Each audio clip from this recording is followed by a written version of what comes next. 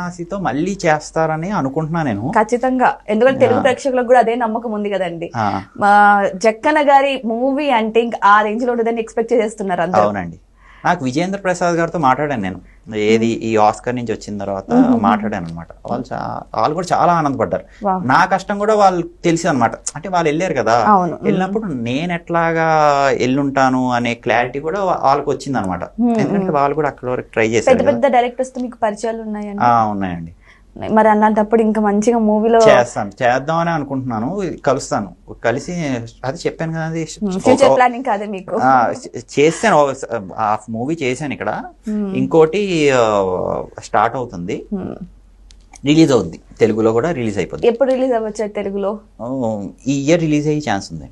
ఈ year release అయిపోద్ది. దీనిని ఏమన్నా తెలుసుకోవచ్చా, ఇది కూడా అఫీషియలా? అలాగే లేదు, రిలీజ్ అవుద్ది కదా. రిలీజ్ అయ్యే వరకు వెయిట్ చేయాలి. రిలీజ్ అయ్యే వరకు వెయిట్ చేయండి, మీకు ఫుల్ హ్యాపీ. ఇప్పుడు ఫస్ట్ సినిమా కన్నా, ఇప్పుడు ఫస్ట్ సినిమా నేను అప్పుడు ఆ బ్యానర్లో చేసి, ఆ బ్యానర్లో వాళ్ళు డిస్ట్రిబ్యూట్ చేశారు. మారుతి గారు లాంటి వాళ్ళు స్క్రీన్ ప్లే, మారుతి గారి సినిమా అయింది, అది ఇంకా పెద్ద స్టెప్, స్టెప్ హెడ్డే ఉంటుంది ఈ సినిమా. సో అలాగా నేను ట్రై చేస్తూ.